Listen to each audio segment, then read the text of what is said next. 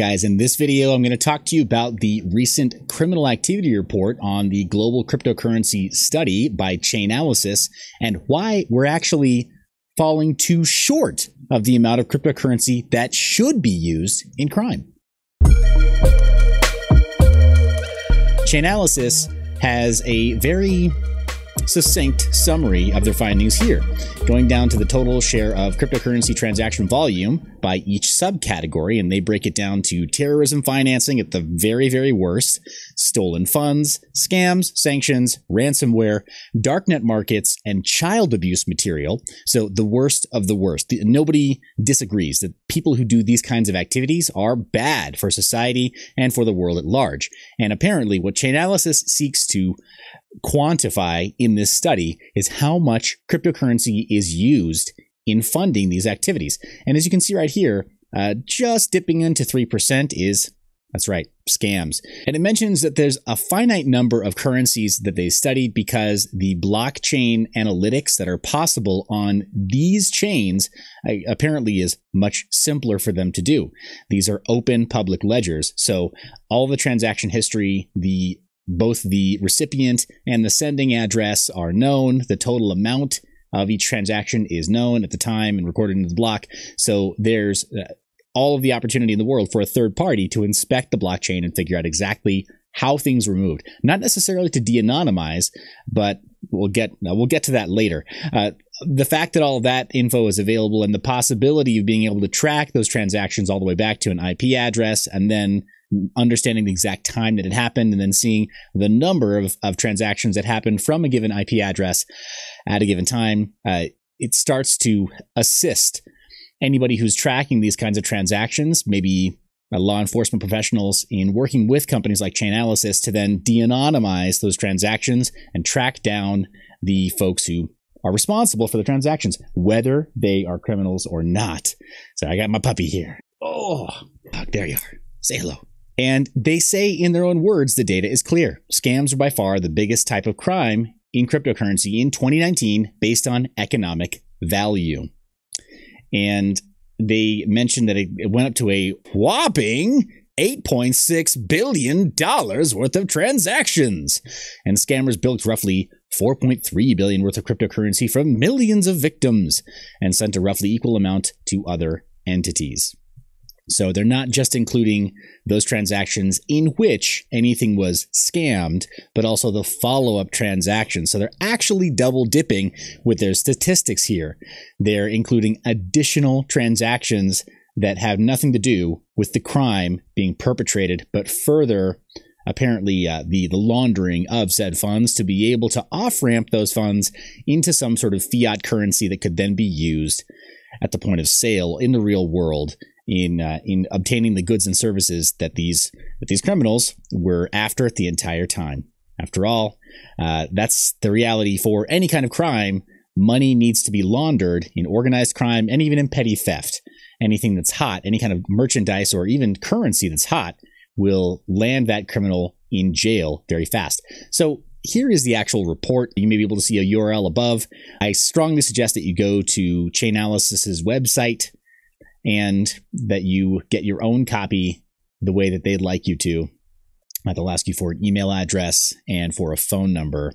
I took a bullet for you, but I recommend that you do that. So the table of contents shows a brief introduction, a word on money laundering, scams, ransomware, hacks, darknet markets, and terrorism financing. Some of this is actually rather sad. I'd like to jump to the conclusion for brevity's sake in this video. And in the conclusion, they essentially reiterate what was mentioned before. They believe that there's some trends that we're all going to see in 2020 moving forward, such as non-custodial mixers. Hey, I agree. Non-custodial mixers, a la CoinJoin, implementations inside of privacy wallets are totally going to become more popular in 2020. Why? Precisely because Chainalysis is being hired by exchanges such as Paxos to punish users of their exchange for having used mixers. So I think there's going to be some blowback there, and I think that exchanges like Paxos are going to see a mass exodus of users and see those users utilizing tools like Wasabi Wallet or like all of the other variants of CoinJoin privacy wallets that are available today and privacy technologies, third-party mixers that are available today. And yes, we are going to see more non-custodial mixers precisely because of this trend of users being punished for having used them. It seems counterintuitive. If you were to take cash out of an automatic teller machine up to the daily limit, again, your bank will only allow so much of a withdrawal. If you were to go back as many times as you needed to get the full cash amount that you require for a transaction, well, guess what? After you leave that automatic teller machine, your bank doesn't know exactly where you're going to spend that cash. It has a pretty good idea of where you might, considering that if you travel in a car, you're only going to go so far from the ATM to then go spend the cash. At least that's the assumption. And likewise, if you hop into a plane to go and bring a briefcase full of that cash somewhere else, guess what? TSA is going to notice that you're traveling with a briefcase full of cash or with a suitcase full of cash if you need a lot of cash with you. You're not going to get very far without the authorities knowing that you have cash on you. However, you can drive throughout the continental United States, down clear through Mexico into Central America, or up into Canada with significant amounts of cash and transact business that way. It's perfectly legal to do so within certain limits. And then driving interstate and delivering a significant amount of cash is perfectly legal for U.S. citizens. So kind of strange that the crypto equivalent of that, using a mixer, is punished. After the transaction is done, after the business is done on exchange, what users do with their cryptocurrency, not yours, not the FBI's, not the NSA's, nobody else's, it's their cryptocurrency. What they do with it is frankly none of your business. And if they wind up going to fund terrorists, as this breakdown suggests could be possible, then that's up to them to face responsibility for. If they mix their coins, doesn't necessarily follow that those users are going to then use the mixed coins to somehow fund terrorism. Indirectly, even if there are other users of those mixing services who then decide to try to fund terrorism or any of these other terrible illicit activities that are enumerated in this report, that's not directly the fault of users who just want privacy, a la cash. So we need to be prepared for a little bit more blowback here. Chain hopping as another alternative to custodial mixing services. Yes, chain swaps. We're going to see a lot of that. We're absolutely going to see a lot of that. Or seeing low KYC exchanges that have slightly higher volume become more favored among users. And guess what? They will not be criminals by the numbers. They will not even largely be criminals if KYC requirements are low and there is enough liquidity. All kinds of users are interested in just preserving their privacy. That's all there is to that. Privacy coins, well, duh. And if you've watched my channel for any length of time, you know that I am a fan of privacy coins because I'm a fan of preserving people's rights and also preserving the value of the currency. If you, for example, trade with me 1 Bitcoin, and as is often the phrase on crypto Twitter, 1 Bitcoin equals 1 Bitcoin. Well, yes, that's true, unless your Bitcoin was recovered by the FBI from a drug dealer. Now our Bitcoins are no longer equal because when I accept your Bitcoin, I am blacklisted on exchanges. End of story. I will never be allowed to trade on certain exchanges if I accept that Bitcoin from you and then try to use it in the real world. It's gone. It may as well be gone. So Bitcoin is not fungible. Kind of sad, but I can't trade Bitcoin with just anybody on the Bitcoin network based on that kind of a problem.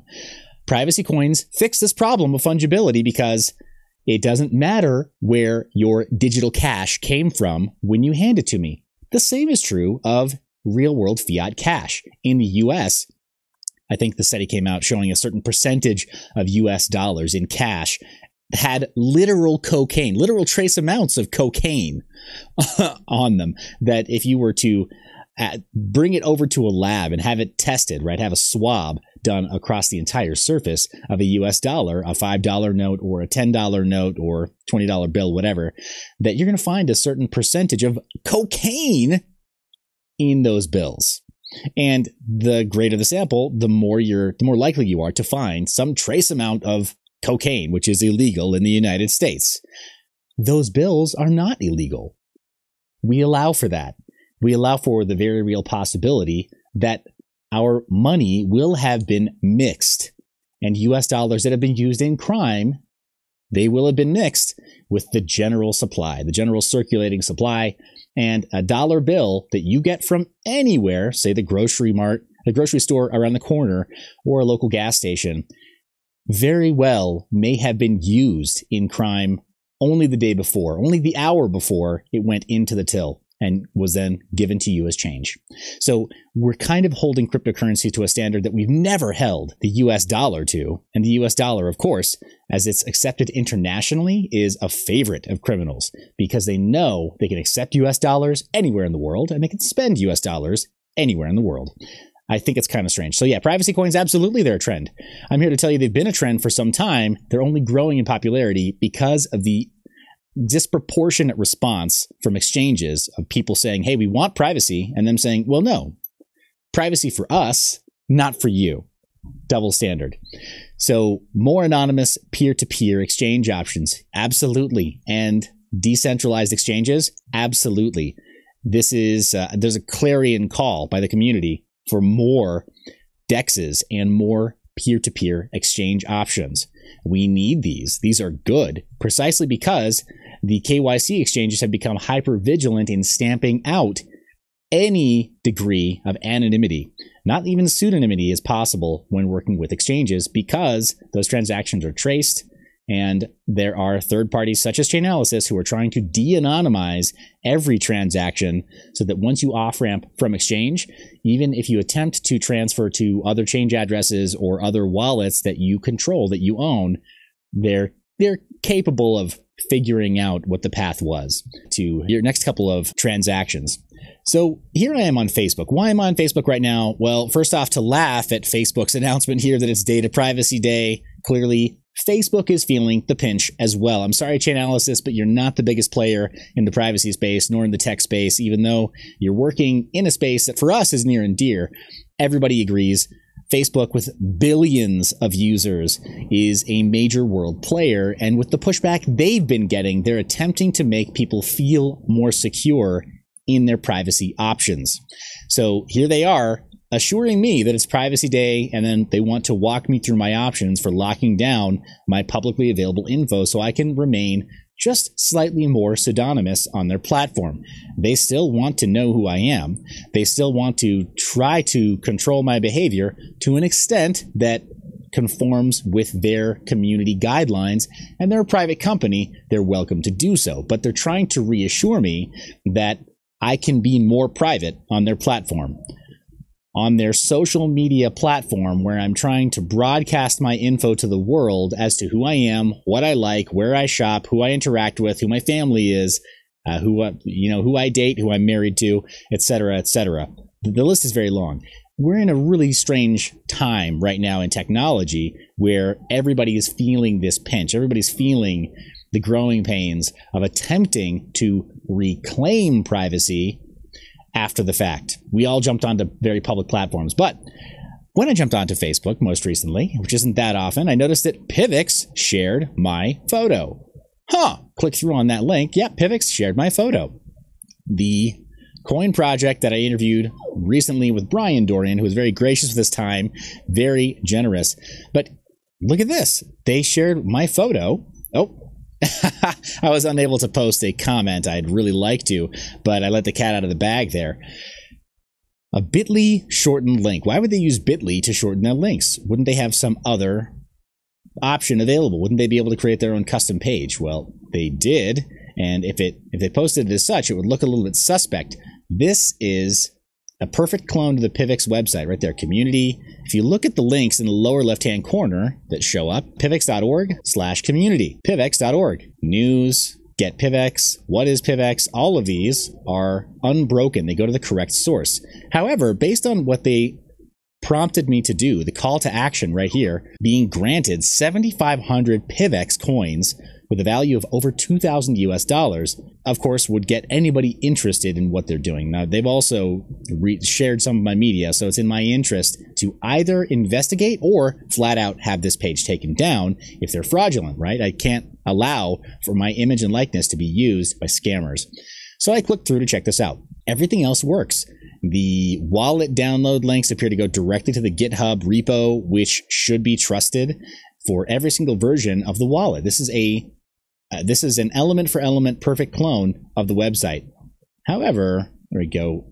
Yep, Reddit, Steemit, Telegram, all those links are intact. However, claim 7500 PivX. The link goes to another strange URL. And right here, the center URL, there's a subdomain before it, and then the URL is triple-aught-webhostapp.com. What is that? Well, triple-aught-webhost.com is a web host. It's really cheap hosting. Look at that. 99.99% uptime guarantee. I believe that they had pricing, there we go, as little as 72 cents a month to host a single page like this. Now, this is a single static page, and the rest is just linked out. And then right here, this is another page. We'll click through together. Let's check this out. Ooh, I can import my existing PivX wallet. All I have to do is give them my mnemonic phrase, my seed phrase. Maybe I don't want to do that. Let's check what my advanced options are. That link is dead. It's a null link. Let's create a new wallet. How about that? That way I don't have to give them any of my personal info. That link is null also. Let's link a hardware wallet. Maybe I have a new hardware wallet that'll work just fine. Oh, also not working. Even restoring from backup, not available. What they're trying to do is sweep as many mnemonic phrases as possible from suckers as they can. And so this right here, it's a classic mnemonic or seed phishing scam within cryptocurrency, and this is rampant. This is no fault of the PivX community. It's no fault of any other community where these sorts of things happen. There are just scammers, and people who are new to cryptocurrency merely need to be educated. So looking out for bogus web addresses like this that have some kind of a subdomain that looks legit, like Magnum Wallet reward programs. And then a page that also suggests that this is what it's supposed to be doing, but clearly it is a scam. All right, jumping back into the Chainalysis crime report, I'd like to talk about why it is a mistake, first off, to believe that cryptocurrency is merely for criminals, and why it's a problem to promulgate that idea. There we go, $5 word for the day. Why it's a mistake to promote that idea. Let's talk about bias. Yourbias.is. This is a brilliant website. I highly recommend it. There's a link down in the show notes here, link in the description, but yourbias.is, brilliant website. And we can start from the very top. We could go through them, and several of these apply to the sorts of reports that Chainalysis just produced. Now, of course, Chainalysis, their stock and trade is working with law enforcement in order to find criminal activity. So, of course, that's their business. They absolutely need to be the best at finding people who do this poorly. But publishing a report that paints the vast majority of people who are interested in privacy coins and privacy options as potential criminals is just wrong-headed. And here's why. So it's an anchoring bias. As you see right there, the first thing you judge influences your judgment of all that follows. So if all you look at all day is criminal activity using cryptocurrency, then you begin to believe that, or you anchor your belief that privacy-oriented options are for criminals. Nothing could be further from the truth. There are plenty of people who just prefer cash in the real world because it decreases the cost of a transaction.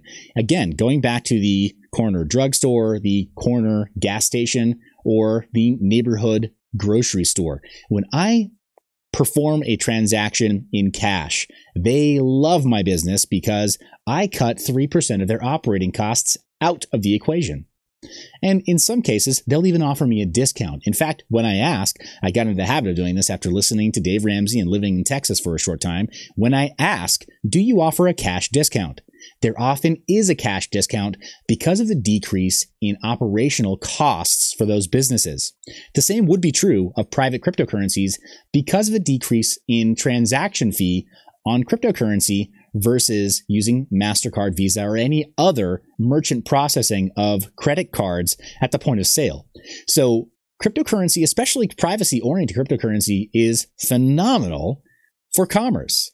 And businesses that want to adopt cryptocurrency would be very wise to adopt privacy options, because then when you go to your local supermarket or grocery store or the gas station, their bottom line, their daily ledger, is not then broadcast for all of the world to see. This is a huge competitive disadvantage for any kind of legit business that is doing business in cryptocurrency, to show all of their transactions on a public ledger. It completely erases their competitive advantage. A privacy-oriented cryptocurrency would be far better for commerce in that way, but also because it decreases costs. So anchoring your belief that it's only for criminals is a serious problem and clearly a bias.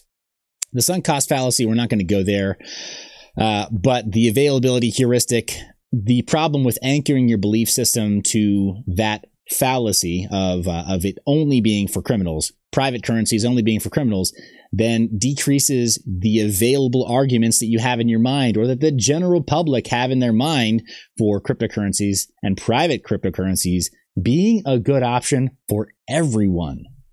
I just gave you 2 reasons why a private cryptocurrency is especially good for commerce, and in fact, better for commerce than Bitcoin is. Rather, unshielded, unmixed cryptocurrencies like Bitcoin, they are terrible for commerce. They're some of the worst for commerce, precisely because you don't want your competitors knowing how much you just sold, or how much potentially they can gain by somehow committing fraud against you.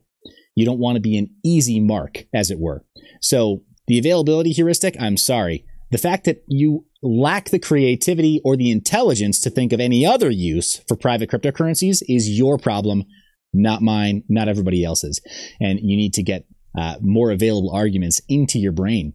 So the curse of knowledge, once you understand something, you presume it to be obvious to everyone. But there's a worse problem, and we'll talk about that. Confirmation bias. You only look for data that supports what you think is the truth, and it's just your existing belief and opinion. And so you may believe that you know something and it's your curse and that others should just understand it as you do. But guess what? You're only looking out for data, only trying to discover data that supports your existing belief. And then the Dunning-Kruger effect. This compounds, as you know. The more you know, the less confident you're likely to be. And again, so I can't say that private cryptocurrencies are the perfect solution for everyone, but I can say that they're not only good for crime. And I can definitely say that Bitcoin and all of the other coins listed by Chainalysis, in fact, are some of the worst. The FBI would love for criminals to continue to use cryptocurrencies on open ledgers like Bitcoin, because it makes their job trivial by comparison.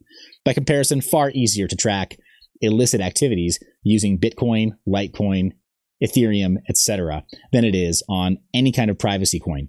So those who believe erroneously that Bitcoin is good for criminals may be suffering from the Dunning-Kruger effect. You probably need to read a little more. You probably need to open your mind to some alternatives and stop looking for supporting arguments only to confirm your bias. Going through here, belief bias. There's a ton of these. As you can see, you got 24 biases. Many of them probably apply to this report in terms of what they're projecting out into the world. I think they're extremely dangerous in that way. Let me go over a couple of other points as to why I'm so concerned about this report.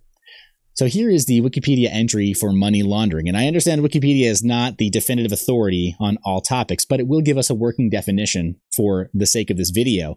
Money laundering, the illegal process of concealing the origins of money obtained illegally by passing it through a complex sequence of banking transfers or commercial transactions.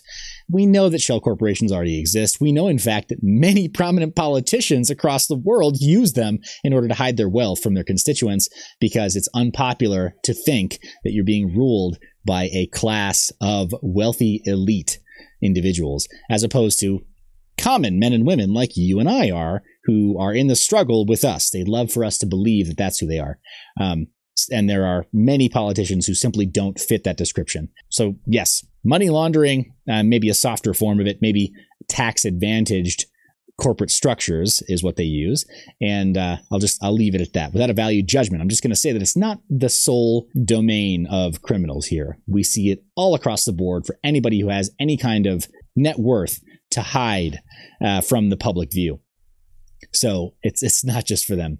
As far as some estimates on how much actually goes through money laundering, it says right here, the United Nations Office on Drugs and Crime, they estimated that the amount of money laundered globally in 1 year is about 2 to 5% of global GDP, roughly $2 trillion US. $2 trillion every single year. A quick math tells you, obviously, the cryptocurrency is today in 2020, it's nowhere near that market cap. We can't even begin to approach the amount of crime that takes place largely in US dollars and whenever possible in cash, because it's easier to launder than so many other types of money.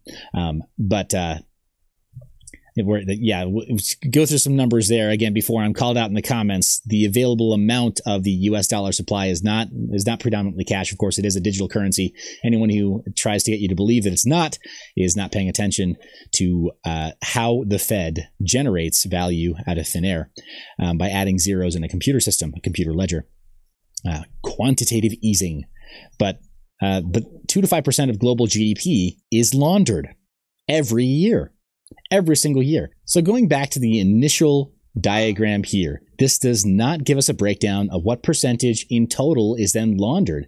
We don't have a perfect corollary as to the amount of funds that are brought through illicit activities and further laundered. But I contend we're somewhere short of the real world money laundering usage of fiat currency. Now, am I actively promoting criminal activity? No, I am not. But I am saying that it's a useful metric. It's useful and instructive for us to know, do criminals actually want to use this? Because I don't think that this report shows us the extent to which it could be used when comparing it to fiat currency. Fiat currency is far more frequently, at least to the tune of, I would suspect, anywhere from double to triple or 4 times as likely to be used in regular crimes. And that doesn't even include white collar crime where there are just really bad deals and people are scammed, because it's much harder to measure in the real world. It's much harder to measure with fiat currency when you ask a business, hey, did you pay the right price for that company? Who valued it? And did that work out well for you? Further, white-collar criminals, at least in developed nations, tend to be offered jobs by the government, not put in jail, because they want to know, hey, how did you do that? Will you teach us? The DEA literally wants criminals to use Bitcoin. It's convenient for them. It makes their job easy. Investigators have, air quotes, a lot of tools to monitor criminal activity thanks to blockchain. And she says the blockchain actually gives us a lot of tools to be able to identify people. I actually want them to keep using cryptocurrencies. So if it's characterized as the preferred tool of criminals, then any criminals watching this video, please keep using Bitcoin. Please keep using Litecoin, Ethereum, etc., Omisego, all the rest, and the stable coins. By all means, have at it. You're going to have a stable store of currency if you continue to use stuff like Tether or TUSD. Fine, go for it, because the DEA is watching and they love it when you use it. So go ahead and use those. I would love that too. Let's not forget, cryptocurrency is still in its infancy. And if we allow for threats, like allowing for public opinion to be against private cryptocurrencies, privacy-oriented coins, then we will find ourselves in a situation not unlike Martin Niemöller, who said, first they came for the communists and I didn't speak out because I wasn't a communist. Well, first they came for Bitcoin. First they came for Litecoin. First they came for Ethereum, and we didn't speak out because we weren't Bitcoin enthusiasts. Well, I'm here to say that even though I don't prefer the open public ledger, the immutable ledger that's very public, the way that Bitcoin is, I still very much see its utility in the real world and very much see that it is censorship resistant, and that if we allow for the correct governance models and we push legislators to treat it correctly, there will not be blacklisted coins in the coin supply, and it may become fungible again, possibly. So I'm not too short-sighted as to see that. Then they came for the trade unionists. We may well say that that's the conditionally private cryptocurrencies such as Zcash that allow for shielded and unshielded transactions both. Well, we need to make sure that those cryptocurrencies are not taken down either or delisted from exchanges either. Then they came for the Jews. I did not speak out because I wasn't a Jew. Well, what happens when they go for fully private by default cryptocurrencies such as Monero, which has been delisted from some exchanges and still is not listed on services like Coinbase? Well, we know that things are not so good. We know that things are not so good. And this is, I know, probably not the most politically appropriate comparison, but I do think that the sentiment is a reasonable comparison, that we need to keep from demonizing one side of the cryptocurrency industry. And we need to do so before it's too late, before legislators think that it's open season on all things cryptocurrency, including decentralized exchanges and peer-to-peer exchanges that allow for free commerce to take place, low-cost free commerce, the way that cash does now. At the register, at your favorite grocery store, your favorite retail outlet, they still accept cash. And they don't plan to stop accepting cash anytime soon. Let's not kill privacy coins in their infancy. Guys, thank you so much for clicking that subscribe button and then pressing the bell icon so that you're notified of new videos like this one. You're the reason I make this media. I love your face, and I will see you in the next one.